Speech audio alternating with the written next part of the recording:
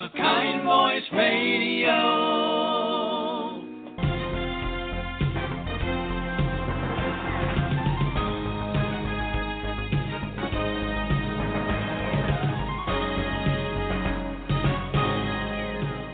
Hello and welcome to A Kind Voice on Music. I'm your host, Carrie Silva, here with you today on June 5th, 2016. And our guest today is Cecilia Otto. And she is here with us to share her passion for music and history with her new project, An American Songline, a musical journey along the Lincoln Highway. Welcome, Cecilia. Thank you so much for being on the show. Thank you so much for having me, Carrie. I'm so excited to be here. Me too. I'm so excited to have you on. Your project is so interesting, and there are so many facets to it. I didn't even know where to begin, but first let me start just with the title. Okay, the term American Songline, why did you decide to use that name for the title of your project? Is there a special significance for that? Yeah, there is actually. What I think really stood out to me when I was thinking about where I wanted to go with my music career, because I'm a classically trained singer and composer by trade, and I was just kind of getting sick of the same hamster wheel of doing what I was doing, and I wanted to break out and do something different. And so I started thinking about all the things that I love to do, and the idea of a singing travelogue actually popped in my head, and I thought, wow, that's really cool. What does that mean, you know? So I had to think on that some more, and I thought about it, and I was reminded of this book that was given to me when I was actually traveling through Ireland, and it's a book called The Songline by Bruce Chatwin. And in this book, he talks about what, you know, Aborigines in Australia do when they go on walkabout. And when they go on these journeys, they actually follow ancestral trails to sing their ancestors back into existence. And I thought that was such an amazing idea and an amazing concept. And I thought, you know, I want to bring that to America. I thought, let's do an American version of it. So that's where the words An American Songline kind of come into play. Wow, that's like a really kind of a haunting concept that they're singing to try to bring back their ancestors. Because you wrote here that you're excited to share your love of celebrating ancestors, of celebrating your ancestry. Can you tell us a little more about how you feel about that?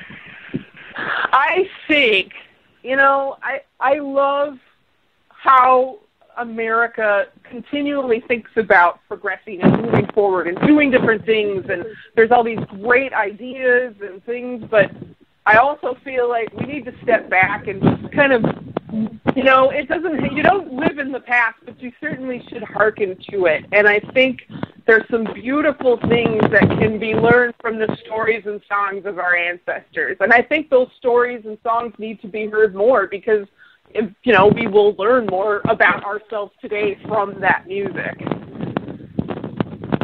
I agree with you a lot. And, you know, when I looked at your project, it reminded me of my grandmother. And my grandmother, she loves this era of music. I mean, she just does. She grew up with it. And that made me also want to ask you, what made you decide to kind of focus yourself towards the pre-World War II era between 1913 and 1935 specifically? What is it about those years that you feel that you wanted to express, you know, the nostalgia of those years, so to speak? Yeah, that's a great question because I think, you know, and honestly, a lot of people don't ask me that. They go, you know, you're probably one of the first that said, why this era in particular, which is interesting. But, you know, for me, when I was thinking about this idea of like a singing travelogue and an American Songline, and I thought, what kind of, you know, route could I follow that would kind of work with this? I started looking at all the roads in this country, and, you know, there's kind of a running gag with these two-lane roads of that friends don't let friends drive the interstate, right? Because they're just kind of not, you know, who wants to see a tour of historic music and truck stops? I mean, maybe somebody someday, but not right now. You know? And so I think I started looking at all of these national highways, the black and white signs, and saw this amazing history, these amazing pioneer trails, and, you know, trails that soldiers followed to various wars over the years, And there was just so much history there, and I saw that one of the earliest American, transcontinental roads from New York to San Francisco was turning 100, and I saw that anniversary was in 1913, and I thought, well, there you go. That's my answer. And so I looked at the music and looked at my voice, and I think that, for anybody who's thinking about your music in one way or another, you hearken to also what are you, meant to do on this earth. And my voice, in such a way, it does, I could do well with any songs. Anybody can sing anything if they really want to put their heart into it. But there just seemed to be a certain quality you needed to do those songs prior to World War II. Britney Spears can't necessarily sing that stuff. You had to have some kind of something from that past and from the era in order to be able to do those songs well. And I just saw this amazing wealth of music. I mean, between 1910 and 1920, over 6 billion pieces of music were sold in this country alone. It was That's amazing. I had no idea. Isn't that mind-blowing? Mind-blowing. That's incredible. So people were not only, entertaining themselves, because that was the pastime before radios. Vaudeville might come to your town if it was big enough, right? And you might have a couple of silent films every now and again, but really the main form of entertainment was getting together and performing music together. But it was also a way for people to hear about information and what was going on and in the world and that kind of thing. It was really interesting to see, that fact. So with 6 billion pieces of music there, that's a lot of songs and stories and various other things. And when I got this idea to sing my way along the Lincoln Highway, I started delving into what songs were popular during the heydays of that highway, before the numbering system that we have that exists today. And I saw all of these neat tunes, and I actually reached out to historical archives across the route and said, here's what I'm doing. Can you give me any concert programs from your archives so I can see kind of what they sung 100 years ago? Not just, in popular tunes, but in classical realms and folk realms. And then, from there I was able to kind of craft and create a program that would benefit and be kind of neat for everyone.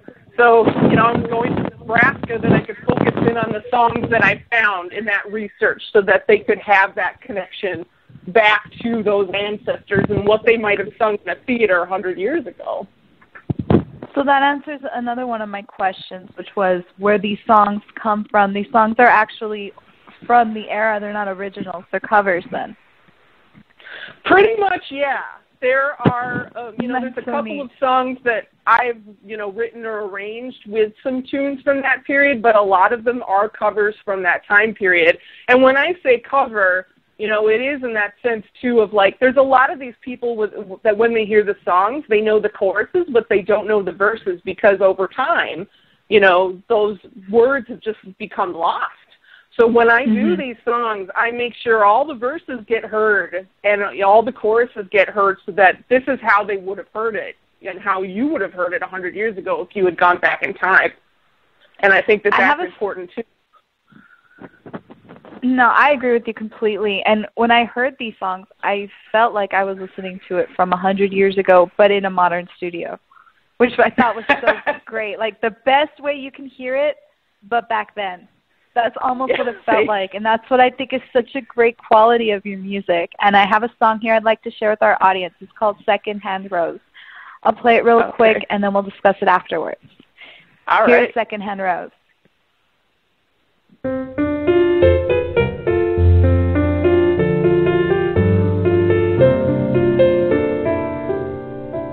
Father has a business, strictly second-hand. Everything from toothpicks to a baby grand. Stuff in our apartment came from Father's store. Even things I'm wearing, someone wore before. It's no wonder that I feel abused. I never had a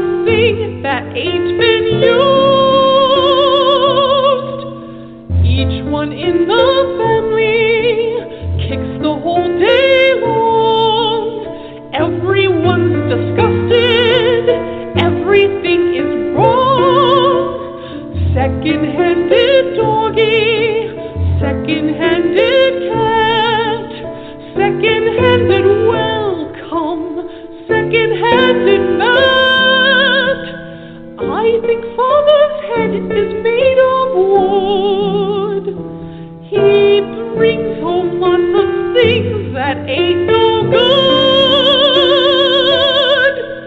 I'm wearing second-hand hats, second-hand clothes. That's why they call me second-hand Rose. Even a piano in the parlor, Father bought for 10 cents on the dollar. Second-hand pearls, I'm wearing second-hand curls. I never get a single thing that's new. Even Jake the plumber, he's the man I adore, had the nerve to tell me he's been married before. Everyone knows that I'm just second-hand Rose from Second Avenue. I'm wearing second-hand shoes, second-hand hose. All the girls hand me the second-hand bows. Even my pajamas when I don 'em have somebody else's initials on 'em. Second-hand rings, I'm sick of second-hand things. I never get what other girlies do. Once while strolling through the Ritz, a girl got my goat. She nudged her friend and said, "Oh, look, there's my overcoat." Everyone knows that I'm just second-hand Rose from Second Avenue.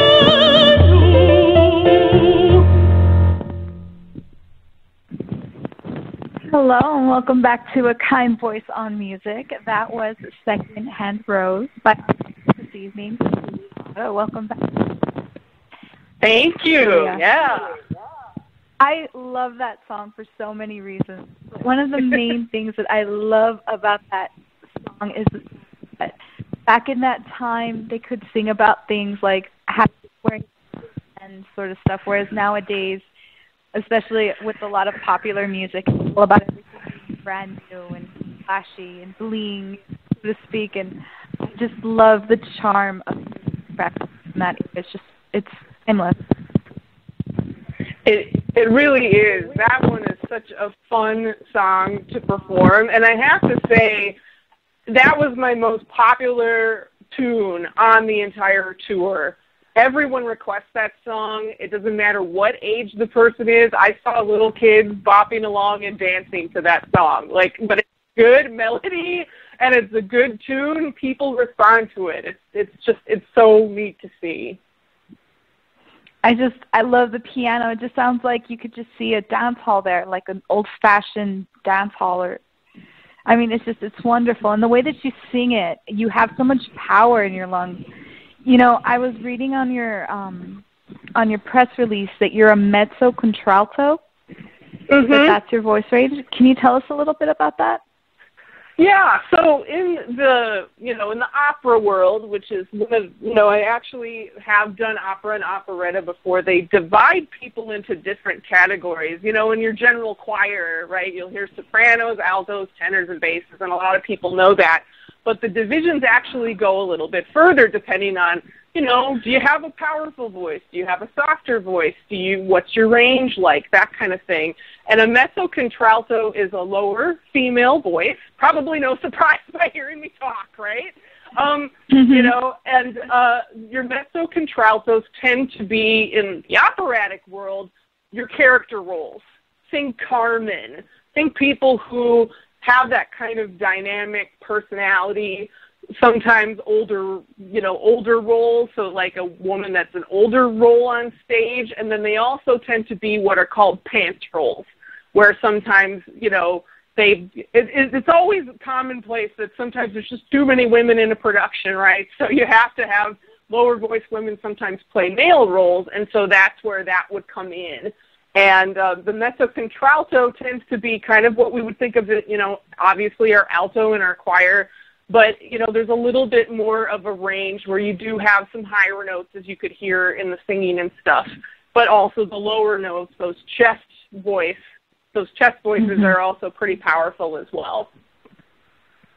That's really interesting. And we'll be back with more with Cecilia Otto after this short break about our friend Al. We'll get back. Anyway. Kind Voice Radio.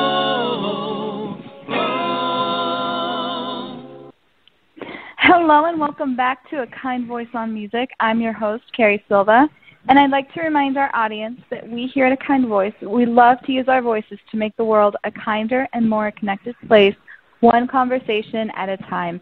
And we'd love to hear from our audience, and we're always looking for other kind voices to volunteer their time and talent to our cause. And if this sounds like something you'd like to do, I'd encourage you to go visit our website at www.akindvoice.org. And while you're there, you can check episodes. You can also message me at music@akindvoice.org. And right now, if you are on Facebook, you can go to our Facebook page at facebook.com/akindvoice, and you can leave a comment about the show or about how we're doing and about Cecilia, and I'll read it on the air, if it's kind enough, that is. Anyways, I'm here with Cecilia Otto, and if you want to learn more about Cecilia Otto, a musical journey along the Lincoln Highway, you can check it out at americansongline.net and americansongline.com. Welcome back from the break, Cecilia. Thank you, Carrie.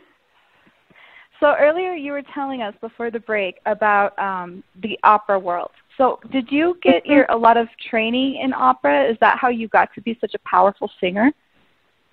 I did. I think I've always felt a call towards music in one way or another. Even when I was young, it was in our house all the time. It certainly was around. My father sang in the church choir. My mom sang. She played the guitar. I mean, music was just everywhere. And it was something that I always felt called to do. And I found out at the age of 12, I actually had vibrato. That sound that you hear when you hear an opera singer, someone sing that kind of woo kind of sound. That was there that even quality. when I was younger. Yeah.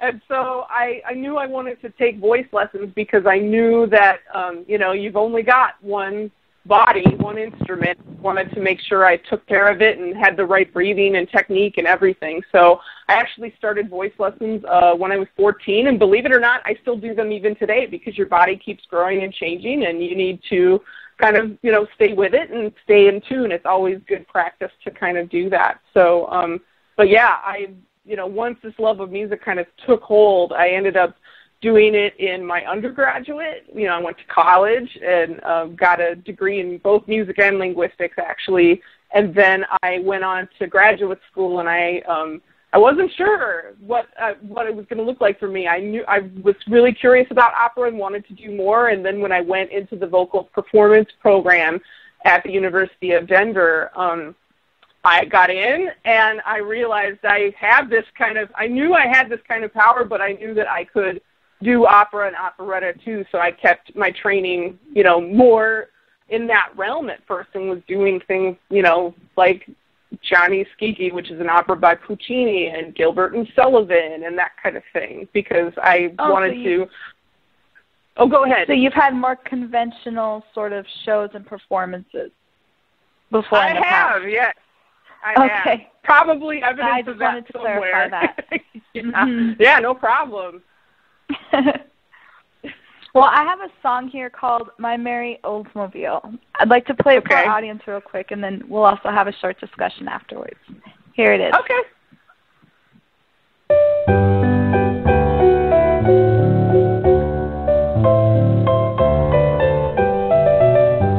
Young Johnny still has an Oldsmobile. He loves a dear little girl.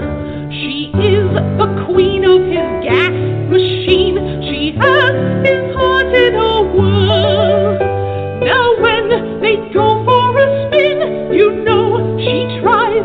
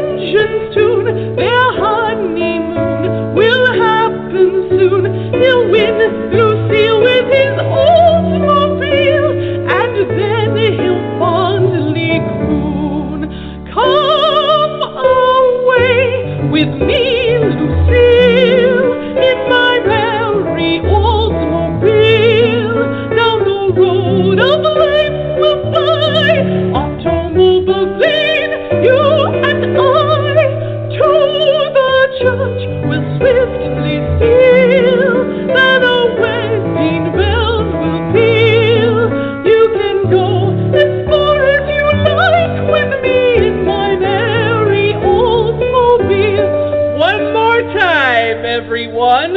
Come away with me, Lucille, in my merry old mobile, down the road of life of life. Automobile, you and I, to the church will swiftly steal, then our wedding bells will peal. You can go as far as you like with me in my merry old mobile.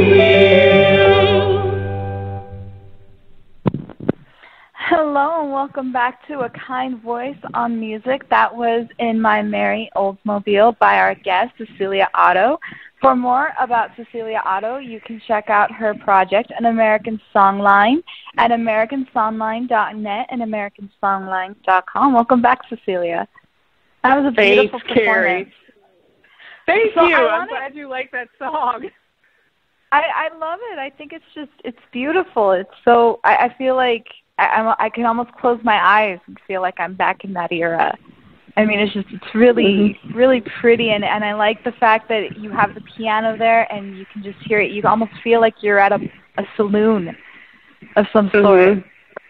It's really neat. And I was going to ask you about the historical accuracy of your performances. You go down the Lincoln Highway, you stop by, which areas did you decide to stop by, and can you tell us a little bit about the historical significance of those places and the way you keep the history in your performances? Sure. So, again, for those who are just joining us, the Lincoln Highway goes from New York to San Francisco, and it roughly follows about 14 states. And about 85% of it is actually still drivable in a lot of its original condition and the parts, which is absolutely wonderful. When I was doing this tour, I wanted to find venues that would have roughly existed around the time and would be close to the 1913 route because, of course, as the roads got better and changed over time, they would change some of the alignments, as again, as time went on. So I did perform in some opera houses. I did perform in some theaters, but I also actually performed in farmers markets. One of the neat venues I performed at was an old firehouse that was converted into an art gallery in Wyoming. It's neat to see how spaces have changed over time and how they're still being used and used by people today. So again, it was really neat to see that and be a part of that history in a living, historic kind of way. That's interesting. And what has been your most memorable performance so far? Wow, that's tough. That's really tough, to be honest. I have to say one of the coolest performances I did was at an opera house in Hayesville, Ohio, which sits on the route. The opera house was built in 1886, and it actually is a working opera house from those days. So it wasn't the grandiose, ornate thing that people think about now. It was the businesses, like everyday businesses were on the first level, and then you actually had to walk upstairs, and the opera house is actually on the second level of the building. But one interesting thing about the stage, and I don't see this very much in the performances I've done, is that the stage itself is actually tilted because the seats are all flat. You know how when we sit in most theaters nowadays, it's tiered, right, so that you're not sitting, so you can see there's not a person blocking you. But because the way these opera houses were constructed in the late 1800s, all the people were on one level, so therefore the people standing on stage actually had to be tilted so that you could see them, whether they were upstage or downstage. And it was actually, acoustically it was perfect. You could still see the original gas lamps, and it's on the historic register, so they kept everything very much in line for what would have been the time period. But it's quite an interesting feeling, as you can imagine, standing on a stage performing and always feeling like you're slightly going to fall down because you have to, that is so strange. It's strange, it really is. And I performed there one time after my original 2013 tour, and I knew I was prepared for it, but it still was funky to feel that under my feet again. Yeah. We'll be back with more with Cecilia Otto after the Good News Report. Don't go anywhere. Kind Voice Radio. Hello and welcome back from the break. I'm your host, Carrie Silva, and with us today we have Cecilia Otto.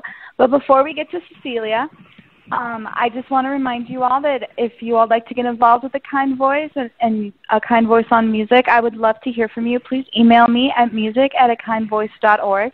And also, if you're on Facebook, check us out at facebook.com/akindvoice. And right now you can leave comments, and I'll read them. And if you have really kind things to say, I'll read them on the air right now. So go ahead and check that out.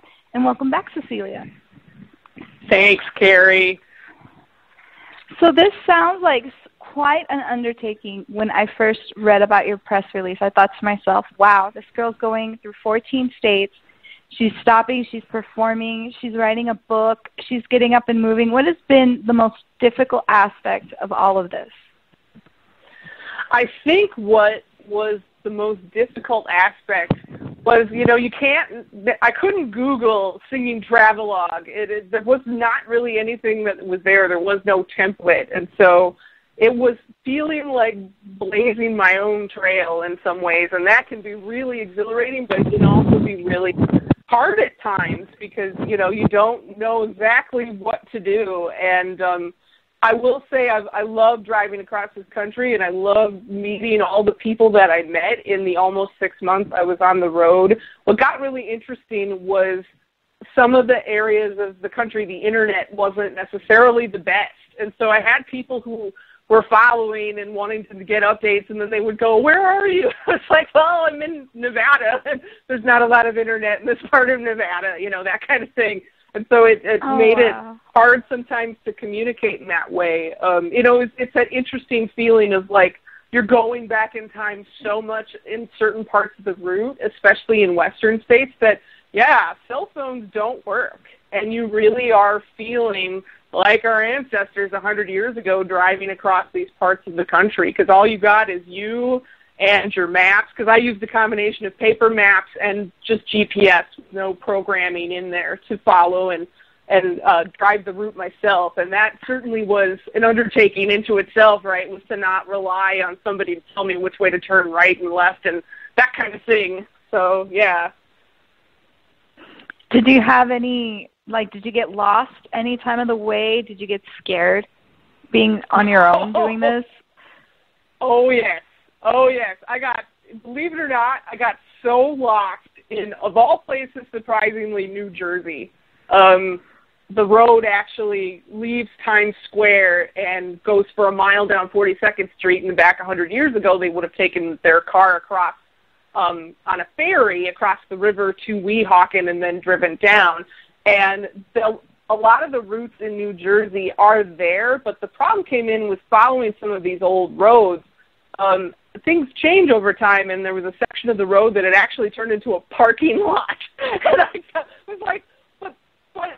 I'm looking down at the map, and this is the most current map I had, and it was a parking lot, and I didn't know which way to go, and I didn't know where to turn, and there were sections, too, that as you got further west, there was no more, they weren't paved, it was gravel. And so then it got very interesting because signs would not be present in the high plains of western Colorado, because there is a loop that goes from Nebraska down for all those travelers 100 years ago who wanted to see the mountains of Colorado. There's sections of that route still today that you're driving that are gravel, and you look up and there's actually directions to people's ranches and farms. There's not towns, And oh, wow. Moments where you're on the road just going, I had grandparents who had farms and stuff, and I'm used to that kind of way of life, but to look up and just see, here's a big sign saying where so-and-so's ranches were, and there weren't cities, and there wasn't any of that.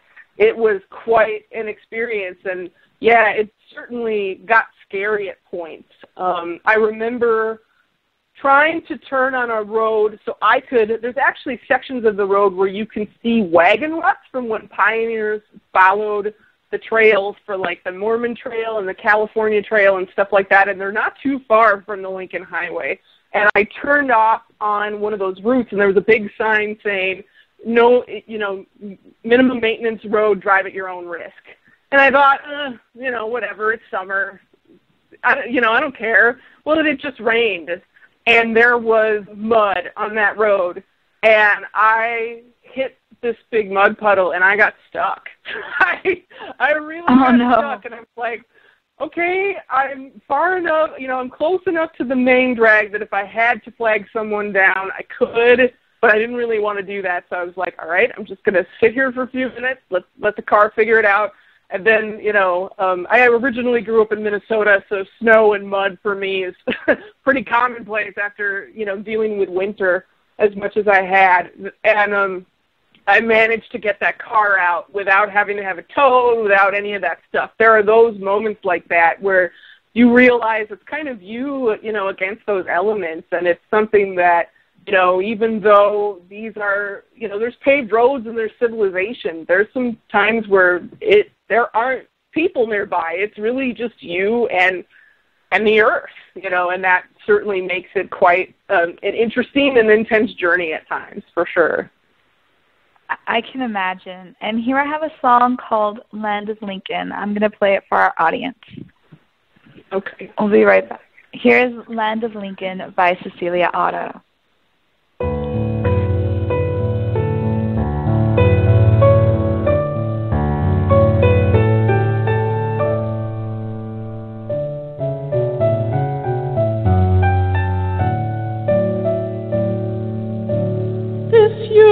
To be a pharmacy, before that a factory.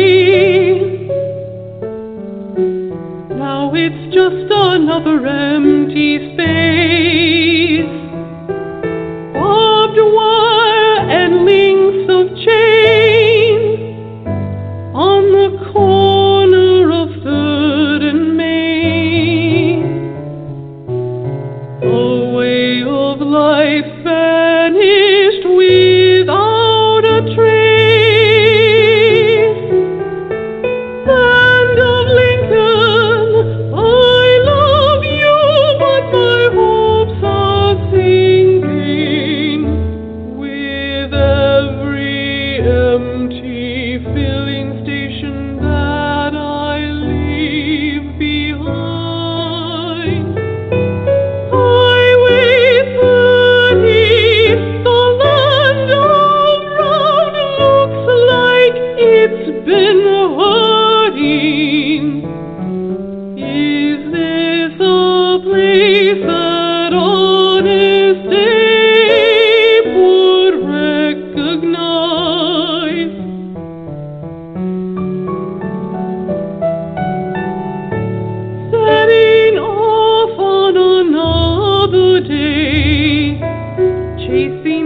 Sunrise down the Lincoln Way, comes a town with a light still in its eye. Neighbors chat under a sky of blue. Cars and people fill the avenue. You could not make it any better if you tried. Land of Lincoln, you're still a beauty, and you've got me thinking that folks here still remember what it's all about. Lincoln Highway, I remember why I made you my way. Is this a place that honest Abe would recognize?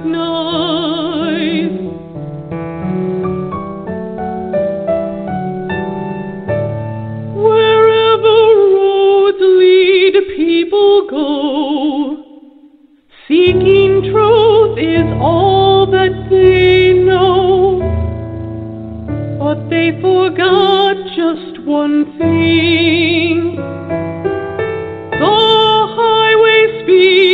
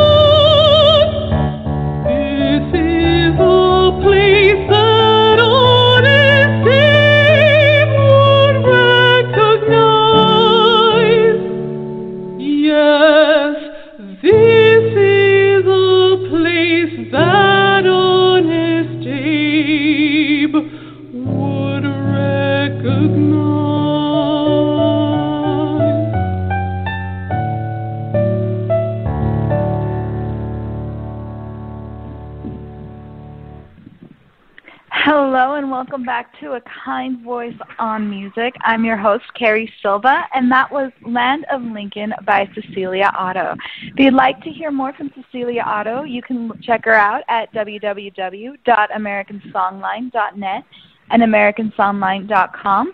And you can also email me at music@akindvoice.org and connect with us on Facebook at www.facebook.com/akindvoice. You can leave a comment down below, and I'll read it on air. Anyways, welcome back, Cecilia.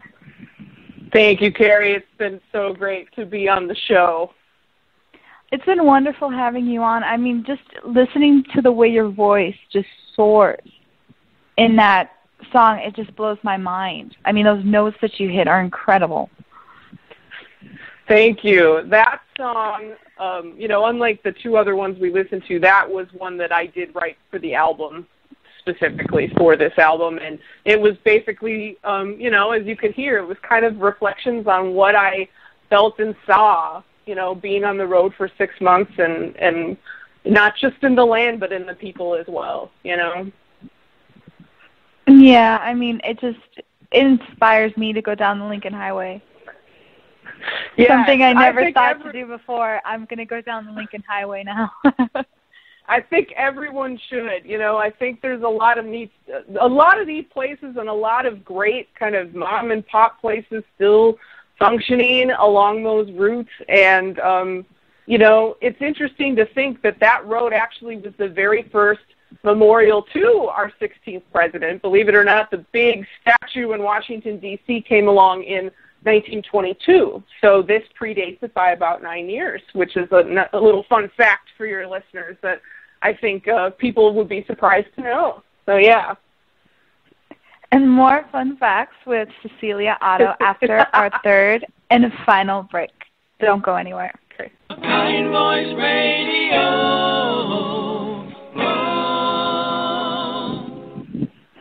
Welcome back to A Kind Voice on Music. I'm your host, Carrie Silva, and with us today we have Cecilia Otto. Welcome back from the break, Cecilia. Thanks, Carrie. I've had a blast hanging out with you and talking. Me too. So tell me, what do you have going on right now? Are you going to be going on another tour like this, and what kind of venues are you looking to book? Great question. So I am doing some light touring, but my next kind of big project is I'm actually going to be focusing on the music and songs of World War I because that 100th anniversary is coming up, and there's a lot of great songs and stories from that era. And I, of course, would be so happy to perform along Lincoln Highway venues, and I'm open up to perform along any, spots in the United States or even in the world. And I just, again, think so I'm looking at places where, of course, people will resonate with this music, especially people who, are in the veteran community or people who, would resonate with this music, well because of their family past and, maybe wanting to hear those songs and stories from that time period. Oh, definitely, and I think especially with the greatest generations, what they're called, like my grandparents. My grandmother, she loves Lawrence Welk, and every time she sits around and we watch Lawrence Welk together, and just listening to that music, it just sort of takes them back to a simpler time when they were younger, and there was all these things going on and whatnot. It just kind of brings back those memories for them, and I think them, and then not only them, but me too. I mean, being a millennial, I also appreciate this music just because of the fact that I know that my ancestors sang these songs. Yeah, I have to say it was one of those things that when I think about when I did this tour and kind of going forward with all of this, I was a bit nervous. I wasn't sure how it would be received by older and younger generations. And what I really found out was that people really wanted to hear this stuff again. They really wanted these songs brought back to life.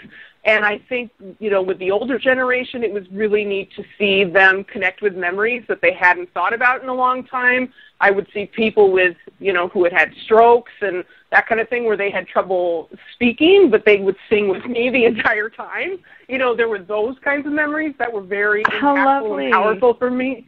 That's so great. it's one of those things where I think, that's where this comes from. This isn't just, I could get up there and sing whatever, but this is really about me connecting with, not just with our ancestors as we've been talking about, but it's with people today and bringing back something for them that has meaning for them.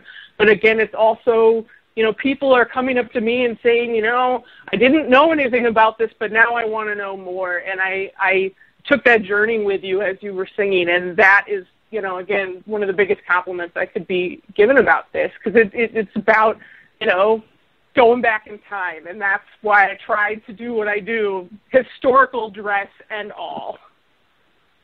And what kind of place do you like to book? Do you like to book places that have historical significance, or you just go anywhere? It's, it's preferred. I find that I do really well with historical societies and any kind of historical organizations. Chambers of Commerce love me. I've also performed at bluegrass festivals. I've performed at, anybody who has that kind of connection to Americana and root music. It's done really well in those environments as well, because people, of course, appreciate wanting to hear those songs. Yeah. Mm-hmm. I have a final song for the evening. One of my favorites, actually. It's a real sweet song called "Let Me Stray." I'm gonna play it for our audience. Okay. Yeah, I love this song. I wasn't going to let the show go on without this song playing, so here's Let Me Stray.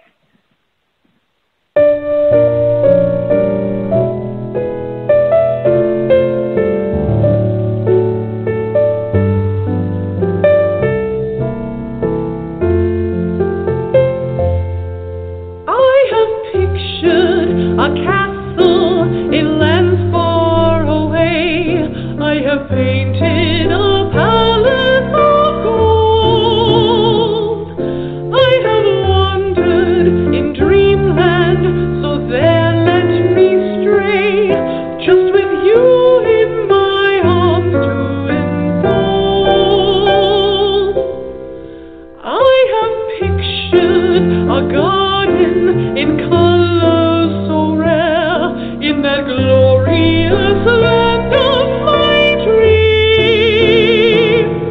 I have gathered a garland to place in your hair, and I'm waiting for you, so it seems.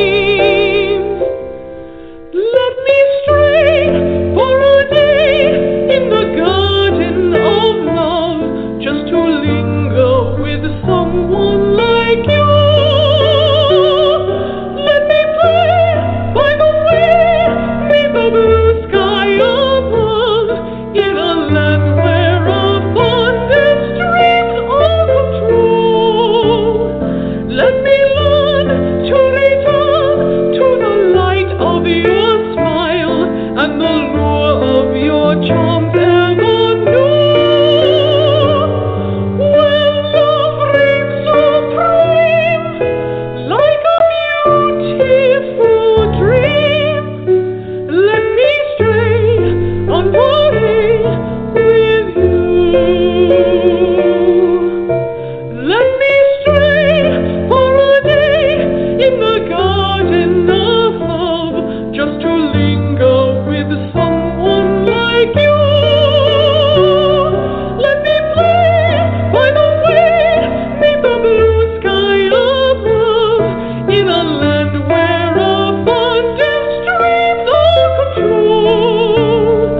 Let me learn to return to the light of your smile and the lure of your charms ever new.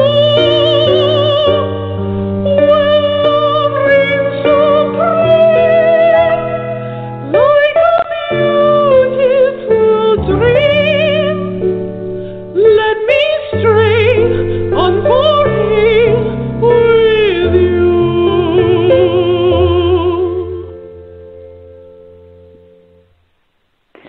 Hello and welcome back to A Kind Voice on Music. That was Let Me Stray by our guest Cecilia Otto. If you want to learn more from Cecilia, you can check her out at americansongline.net, online.com, and also message me at music@akindvoice. Yeah. So So before the song, you were talking about how you were going to do a new project like this, but this undertaking is going to be on World War I. Are you going to continue going through themes? Are you going to do World War II next? Because I would love to hear you sing "I'll Be Seeing You," and that's a very famous song from the World War II era. Oh, yeah. No, that's a great question. The themes I'm going to focus on next, beyond the World War I project, would be I'm looking at songs from the suffragette movement because women, in the United States got the right to vote in 1920. So in 2020, that will lend to a new program, which I'm really looking forward to kind of delving in and singing those songs. And then the next song or the next program would be about Prohibition and all the songs about that. And there's all these kind of neat, timely things that I can sing about building up to World War II that will be really neat programs to kind of, again, tell these stories and songs and maybe a few jokes and that kind of thing. But yeah, World War II's there, but it's coming. I want to get it down the pike. I'm sure if I got requested to do it, I would that song, but there's a lot of great songs in between, World War I and World War II, and those all need to be heard too. So I'm excited to doing all of them and just kind of getting out there and sharing this with everybody.